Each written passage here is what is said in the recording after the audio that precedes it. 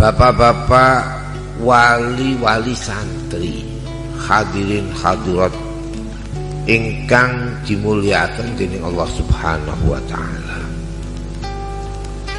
Dalu menika kula minangka dados tiyang ingkang paling tuwa umure, nggih to nggih.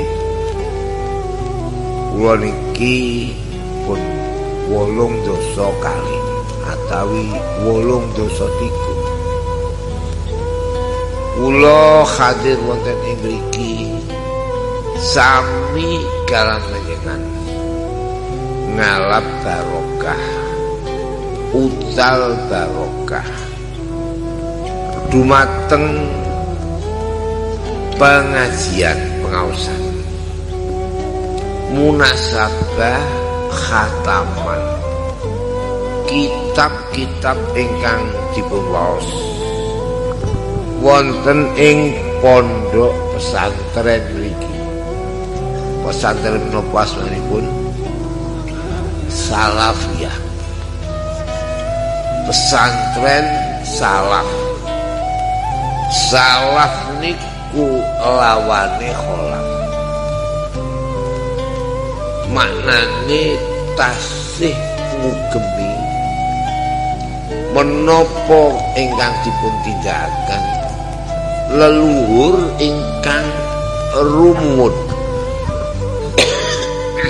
ingkang dipun sebat-sebat as-salafus shalih. Wong-wong dhisik ingkang napa saleh. Pesantren ingkang dipun waos kitab-kitab sing dikarang dening ulama-ulama ingkang salaf, sehingga istilah disebat-sebat mazhab salaf, mazhab kuno. Para sedherek wau panjenengan sampun pikantuk keterangan wejangan dawuh-dawuh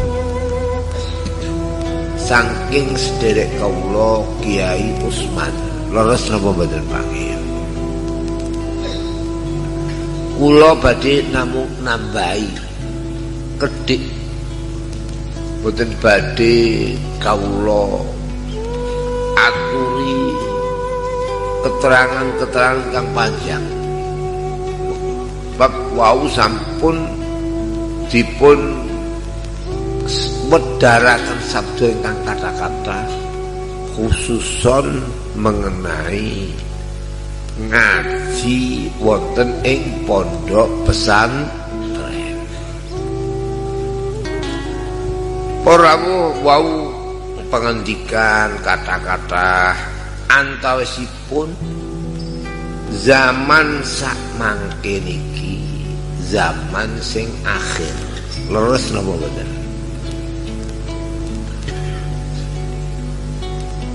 Akhir niku sing buri. Sebab wonten mriki badhe kula terangaken kedhik. Sabar napa boten panjenengan?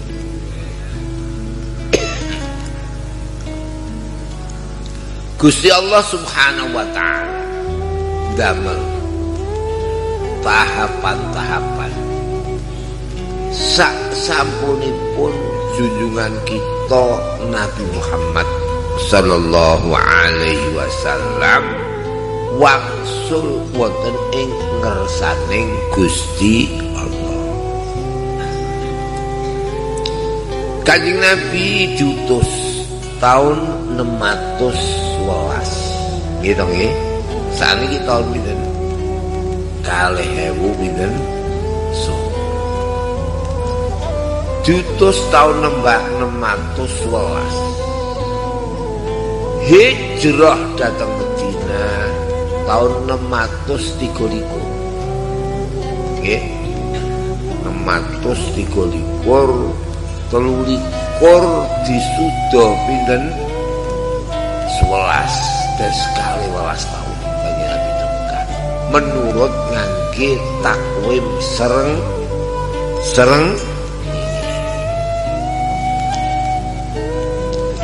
623 Kanjeng Nabi datang Madinah wafat 11 tahun. Wafatnya Kanjeng Nabi tahun 603 napa 3 wafat. Gusti Allah nyiptaken umat Muhammad sak sampunipun dipun tilar dening Kanjeng Nabi. Niki wonten kedadian pitu. Pinten? Terakhir dawe Allah idza syamsu kuwirat wa idzan nujumu kadarat wa idzal jibalu suyirat wa idzal isyaru futtilat wa idzal wukhushu khusyirat wa idzal biharu sujirat wa idzan nufusu zuwijat. Pinten iki? Pitu nggih. Idza syamsu kuwirat siji wa idzan nujumu kadarat wa idzal bihar wa idzal jibalu suyirat. Pinten? Wa idzal isyaru uttilat. Pinten? Sekawan. Wa idzal wukhushu khusyirat. Pinten? Gangsal. Wa idzal biharu sujirat. Pitune wa idzan nufusu zuwijat. Pitune niki Allah ngitung keng entek-entekan kiamat iku kapan nek wis srengenge ilang gak ana sorote. Niki telas kiamat. Sedurunge ana srengenge gak ana sorote. Wa idzan nujumu kadarat. Nalikane lintang padha cep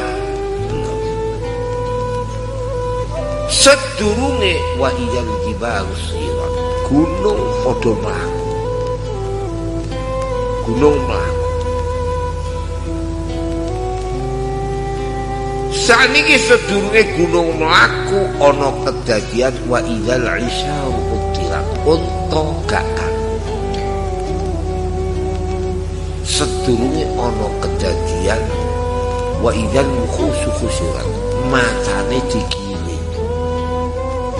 Asale ning alas digiring ning kebon binatang.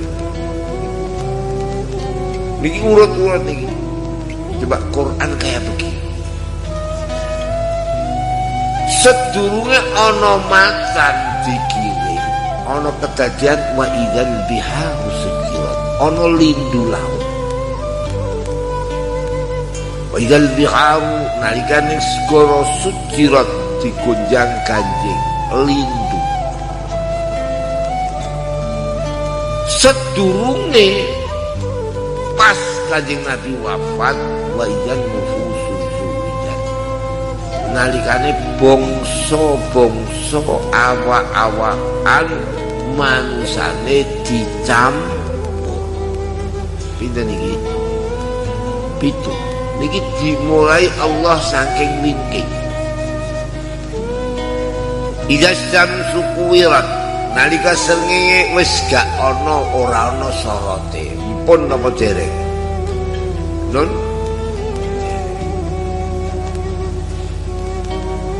sedurunge iku srengenge ilang wa idzal nujumu kadarat. Lintang padha ndelok, mpun napa dereng? Dereng. sedurunge ana kedaden wa idzal jibalu suyirat gununge dilah-leh mlaku wisan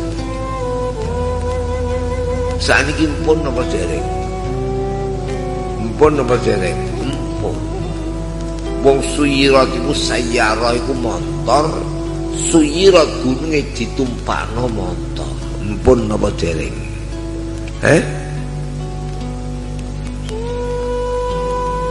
melai, ora melai wis rame kali.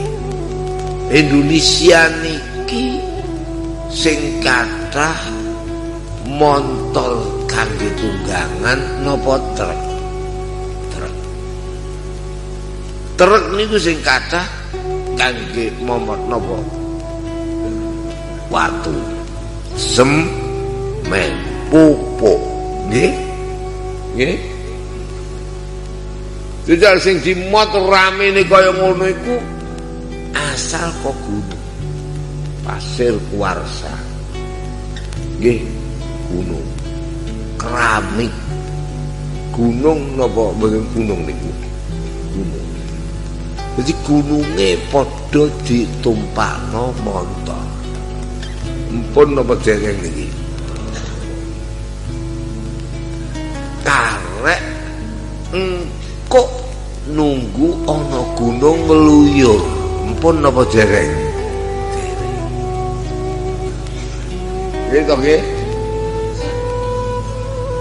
blendelan niku telu niki sakniki kira kita tok telu iki jenenge cara istilahe wong ahli ilmu agama alamatu al-qiyamah al-muntazir ngalamate dina kiamat sing wis ditunggu-tunggu maknane pun 3 terus alamat sing paling gede srengenge ora nyorot lintang jep lho gunung mlaku pun mlaku napa dereng sakniki pun napa dereng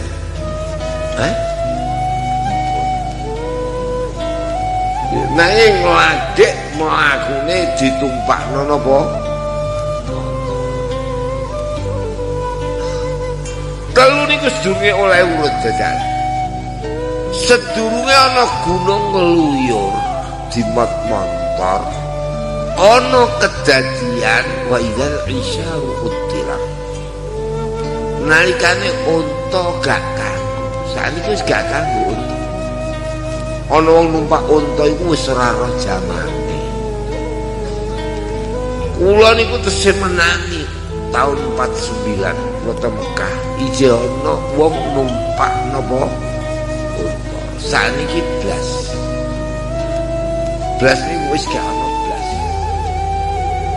pasar niku sing kathah daging unta sakniki gak enek dodol daging unta ngalah daging ayam lho ya niki to Mekah Wa iyal isyaru utilat unta wis gak kan sedurunge gak kanggone unta ana kedadian apa wa idal khususirat nalikane macan diilangi ning alas digiring ning kebon binatang iku kedadian sing wis lawas sedurunge ana kedadian macan digiring ning gone kebon binatang ana kedadian wa idal bihar sujirat segara lindu ana lindu segara akhire jadi pisah daratan iki wa idal biharu napa sujirat sakniki pindah sama nangan-nangan sakniki pisah asale Indonesia niki sambung kali Australia Jawa gandeng kali pundi Bali Bali gandeng NTB, NTB gandeng NTT, NTT gandeng Timor sampai meh tok Australia tok Irian. Ning Allah gawe sedurunge ana macan digiring ana kedadian lindu laut. Lho kedadian ini ana apa lindu laut sing gedhe teng Indonesia ketok. Padullah sak mangke negara sing duwe gunung api berantai-rantai mulai timur sampai tok Aceh ora ana kejaba Indonesia. Sedurunge ana kedadian lindu laut wa idzan nufusu zuwijat. Manusa iku dicampur lama ini campurane manusa. Arab niku biyen zaman Kanjeng Nabi antarane Tabuk Son'ah. Dawuh Kanjeng Nabi nusirtu birru'bi masir tasyahrin. Aku ditulungi dening Allah nguasani kekuasaan mongso rung ulan nganggo unta. Mekah Madinah tok Tabuk ngalor lor niku ndi mriko. Jadi Madinah tok Tabuk saulan, Madinah tok Son'ah saulan, rong lan iki kekuasaane.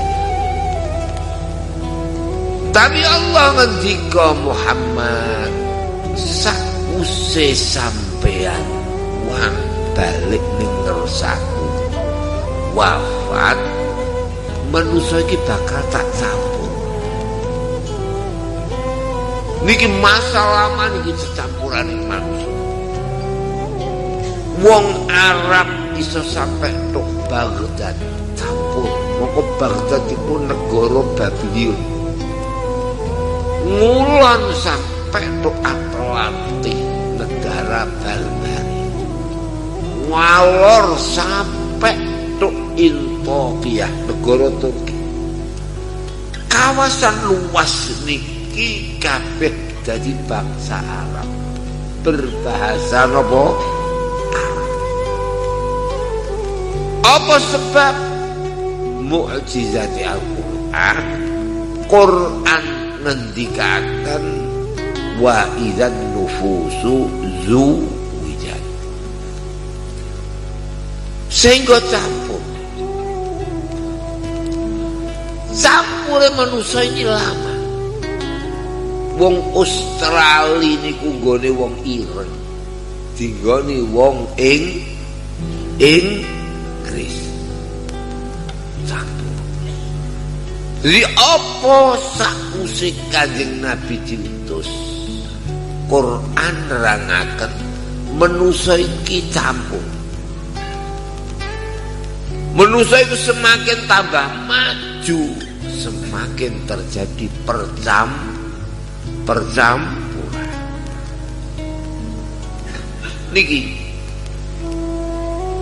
sawise manusia campur ana wong Australia kok saniki berkeliaran tok irian tok macam-macam. Ana wong Inggris tok pundi? Tok pundi? Australia. Ana wong Arab ning Fakfak. Penyantil so Fakfak. Iria itu penduduknya wong Arab. Wa idzan nufusu zuwijat. Delok nalikane ana sakuse Muhammad wafat sallallahu alaihi wasallam ngalami percampuran manusia ning ngalam ngono niki. bakda niku terjadi ana lindu laut. Niku sing ketok teng Indonesia. Biyen Jawa karo Sumatera sambung. Ana lindu laut pisah Sumatera karo Jawa. Kenek lindu kara napa? Karakata. Biyen Nusa Kambangan gandeng pisah lindu laut. Wa idzal biharu sujjirat. Bareng ana lindu laut iki terjadi teng Indonesia. Pemisahan antarane Sumatera kali napa? Jawa.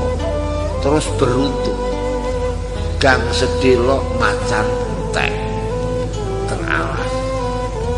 Ngaleh ning ndi? Kebon binatang Bonbin. Niku ning kene rapate ketok teng India, Afrika. Jadi Quran iku ora keke wong Arab. Sebab Quran rangno ana kejadian campuran sedunia. Ana kejadian lindu laut sing misah-misah daratan teng pundi? Indonesia. Ana kejadian sause disusul macan digiring ning kebon ketok teng India, Afrika. Indonesia rapate ketok wong alase tanduran. Jawa ra ketok. Arab tambah ora ono, wong ora ono macan. Lagi Allah. Saniki bareng ana macan digiring.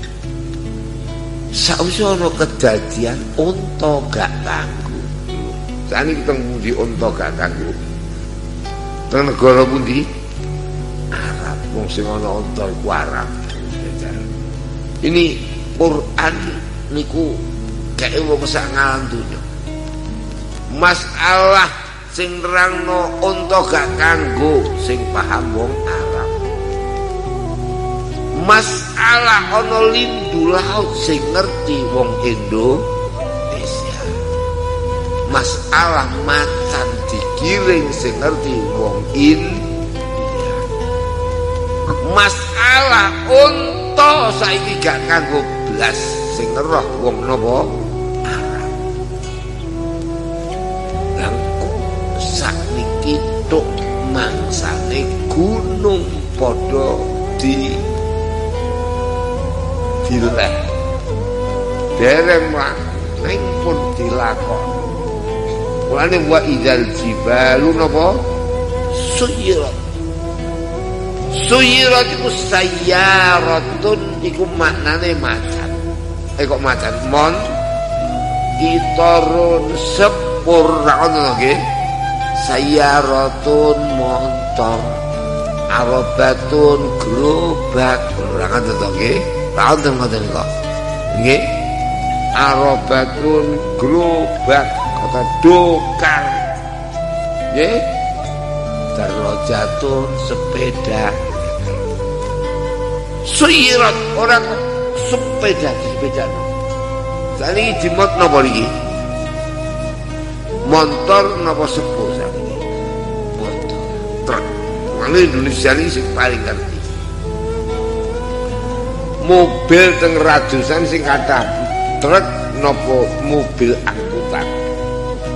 Truk. Wabeh ngangkut napa? Ngangkut napa?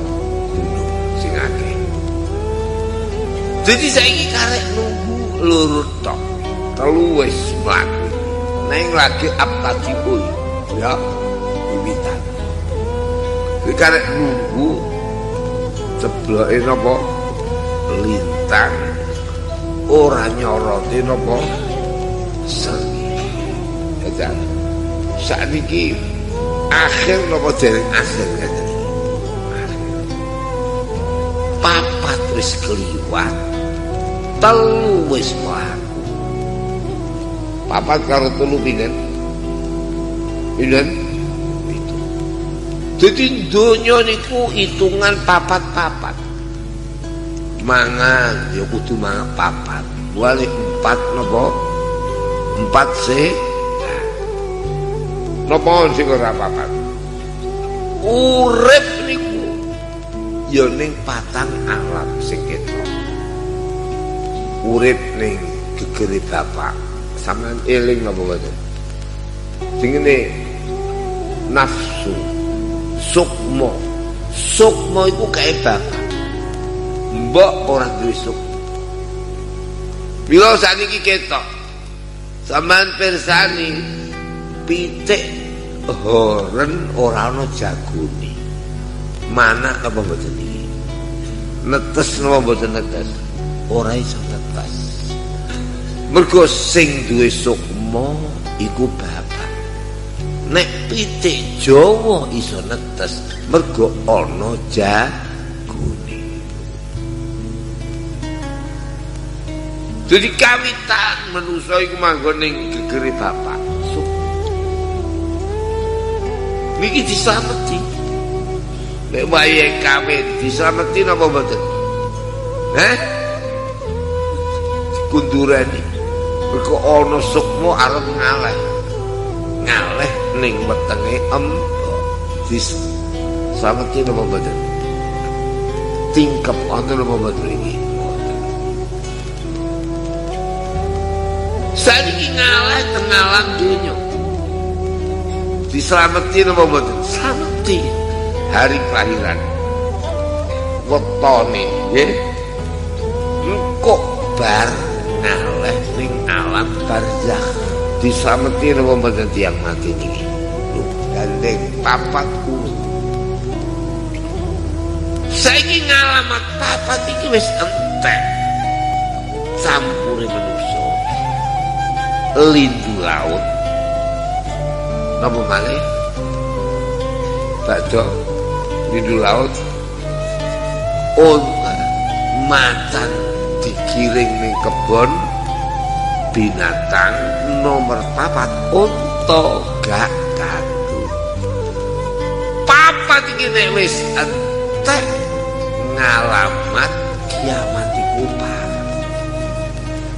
kok saiki wayahe gunung dijengkur. Lah gunung iku nek entek mesti gonjang. Ning butuh zaman butuh keramik napa mboten? Butuh. Tidak bisa bangun semen kok gunung. Sakniki niki Allah. Sakniki wesi kok tanah butuh. Di kekuatan bumi dipun grogoti sithik-sithik. Niki sakniki wis. Lah Gusti Allah Subhanahu wa taala kula mboten badhe kata-kata. Ning zaman nalika wis tok gunung dipun lakokno ngalamat gonjang ganjinging bumi mergo gunung dijempuri gunung dipun brodosi pun apa dereng iki niku Kanjeng Nabi ngendika wis saben piye wae masya gunung arep dintekno gak ngira kiamat. Nek ijeh ning donya iki ana wong sing zikir dhateng Gusti Allah. Ngono niki. Lan zikir niki penting. Lah zikir niku pinten iki? Pinten iki? Sekawan kabeh 4 sehat 5 sempurna. Sampeyan dadi wong ku nek wis tok tahapan 4 bayi. Berbayi bu sah. bar bocah pemuda, bar pemuda dewasa. Pinten iki?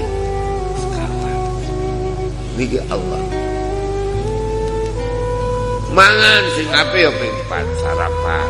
Kok rada awan pangan. Engko rada mesu mesengenge wae ngasar nyamikan. Engko rada dalu utawa bar magrib mangan dalu. Pinten iki? Kawan. Ana wong kok ora papat, pancet papat larat wis sakandani ya. Dadi normale ping pinten? Ping pinten? Sekawan. Lane kabeh-kabeh papat urip ning patang alam. Kita nggih.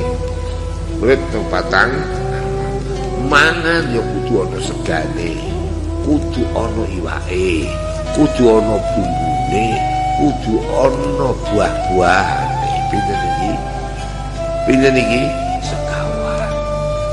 Urip iku ya kudu ana sandang, ana pangan, ana papan, ana hubungan sesama manusia. Kok manusia ini makhluk napa? Sosial, gak iso gak hubungan. Apa yang lahirno butuh napa bidan, nggih napa mboten? Sapi lahirno butuh dukun napa mboten? Nun kok mati butuh ana sing ngedukno kubur. Hubungan pasti. Jadi papan, sandang, pangan, papan, nomor papat sebagai makhluk napa sosial. Itu niki sekawan. Niki Allah. Lah sakniki zikir niki ya papat. Nggih. Nomor 1 zikir iku Al-Qur'an. Inna nahnu nazzalna dzikra wa inna lahu lahafizun. Tenan aku lunga zikir Quran. Jadi akhir zaman papat iki lho, 1 Quran. Wale tombo ati iku 5 wernane, maca Quran angen-angen sak maknane. Lah maknane ra roh, kon gak tambahi dan niku piye tak kandhane. Di Quran sisi. Dari Allah, inna nahnu nazzalna dzikra. Aku nurunno zikir. Zikir Quran. Wa inna lahu lahafizun. Temen aku ning Quran reksa. Nomor 2 zikir iku apa? Ngilmu agama. Iki zikir. Jadi ilmu agama, ilmu sing dikarang dening para ulama salaf. Iki ilmu agama. Dalah fas'alu ahlan dzikri. Takono ahli zikir. Sapa ahli zikir? Ahli ilmu. Ai ahlan ilmi. Takono sing ilmu agama zikir. Maknane ilmu sing dipek saka Al-Qur'an, Al-Hadis. Iki jenenge zikir. Dikarang dening ulama ngarange bahasa Arab. Kitab-kitab sing salaf iku tulisan Latin apa tulisan Arab? Arab. Iki pondok salaf. Tulisan Arab. Kiai Mahfud wong Termas ngarang kitab sing dienggo sak alam donya dening para ulama.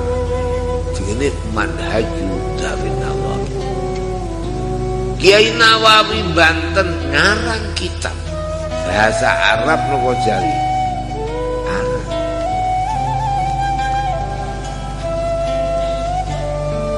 Kiai Nawawi, Kiai Ihsan Japes Kediri ngarang kitab sing disebut kitab napa niku? Kitabe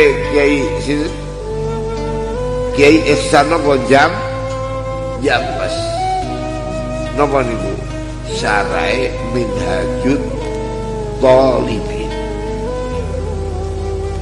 Gedhe semene. Wong ora iso Arab. Ning dikarang bahasa Arab. Gene kok iso. Mbah Fadhol niku mbah kula karangane akeh bahasa Arab. Niki Allah. Jadi pas aku ahli zikri, kowe takono ahli zikir.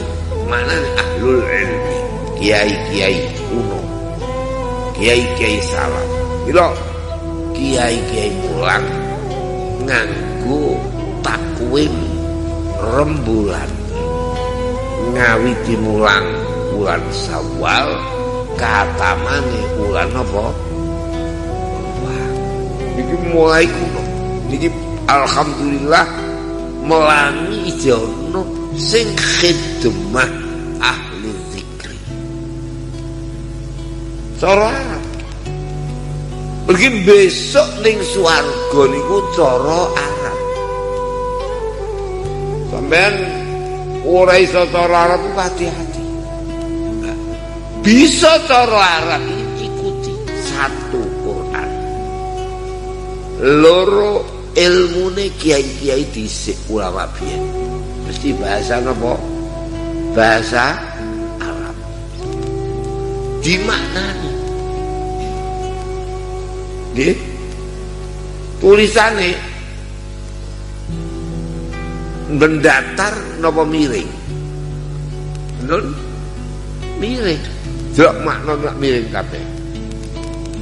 Jadi wong kapan kepengin jadi kiai kok gak roh makna miring, angel jadi kiai. Niki ketetapan. Saya Allah. Tiap agama Islam niku agama sing agama niki sangka Kanjeng Nabi. Ning ketika Islam niku mlebet tenggene setunggaling negara, melakuni agama Islam iki ada budaya yang berlainan. Sama delok makna miring iki golek sak ngalam donya gak. Nek ana tulisan Arab miring napa kok kanan ngiri. Kanan ngiri. Nek ana tulisan Latin kok kiri. Nah. Nek ana tulisan Cina kok dhuwur mengisor Jepang. Mulane wong India, Pakistan, negara-negara sing menterjemah maknani kitab ora ana sing miring. Jenenge ta'liq, dikai centelan. Tulisnya miring napa datar niki. Datar. Tapi Indonesia, Malaysia, Thailand, Filipina, Kamboja, Jawa niki kowe nek kepengin dadi kiai kudu ajar tulisan apa? Wali saiki entek kiai mergo ora gelem tulisan apa? Miring ngono iki. Ya profesor doktor kowe kon maca dibah. Kon maca kitab Ihya Ulumuddin. Den kowe tak kandhani kok. Mergo tidak tahu tulisan apa? Miring. Iki ahlul ilmi. Fas'alu ahla dzikri in kuntum la ta'lam. Pinten iki? Kali, nggih.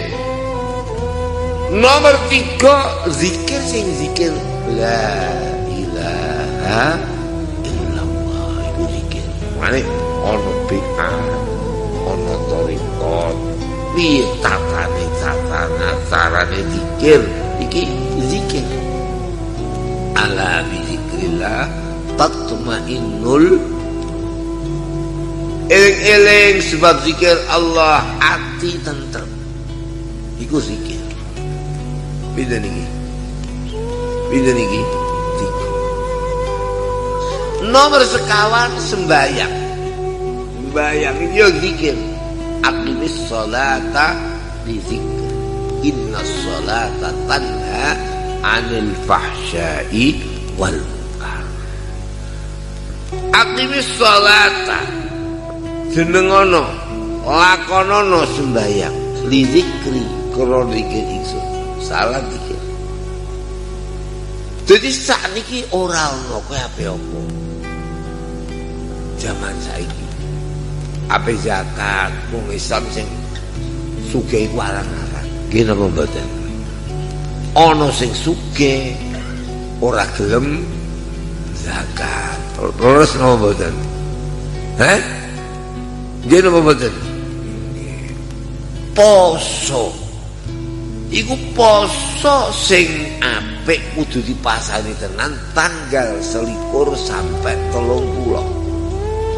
Kok malah poso ngluyur karepe dhewe muka. Wonten napa mboten Pak ngoten niku? Sing ngene napa? Kok Jakarta rene iku apa sing ngene? Mudik nggih. Griyangan mudik. Mudik niku wayahe poso akhir ora gelem poso musafir malah ora karu-karuan. Wis aja. Wonten lho mboten. Wong saiki papat iki. Dadi saiki papat iki siji Quran. Loro ngaji. Gitu nggih. Lah ngaji ku ora usah akeh. Nek wae esuk sekolah sore dianakno ngaji sulap, ngaji Safina, ngaji buku Delujen, ngaji macam-macam. Niki sore wae, panjen zaman saiki wae akhir zaman. Nomor 3 zikir. Nek iso be agak yo melok-melok. Ra penak niki. Nggih, niku nomor 4 penting iki sembahyang niki gunakno perintah Allah. Perintah Allah duribat alaihimul zillatu wal mask duribat alaihimul zillatu aynama illa bihablim minallah wa hablim minan nas. Duribat alaihimuz zillatu aynama suqifu illa bihablim minallah wa hablim minan nas. Diputus dening Allah manusa iku rugi. Kejaba nyekel taline Allah, nyekel taline napa sesama manusa. Niki zikir salat iki hablum minallah wa hablum minan nas. Salat niku ing dalem akhir zaman gunakno kanggo iki. Wong sembayang hablum minallah, wong sembayang hablum minan nas. Apa sembahyang niku wiwitane takbir kira mboten akhir ulo salam. Lah niki supaya sampean gunakno golek ulama sing netepno sembahyang iku hablum minallah wa hablum minan nas. Mergo sesuai zaman sakniki. Nek wis ora mau laksana no hablum minan nas, apa artinya umat Islam? Lah salat iki hablum minallah, takbir. Nalika takbir wajib ni terus napa mboten? Wajib. Saiki ulo salat golek kaul sing cara saiki. Nggih niku kitab takrib. Kitab takrib niku kitab sing mlaku gak iso diwai. Semua kitab dirubah-rubah. Iki fikih. Sing ora kena dirubah sicok tok. Rupane kitab napa? Takrib. Lan kena ana kiai kok urung tau ngaji takrib.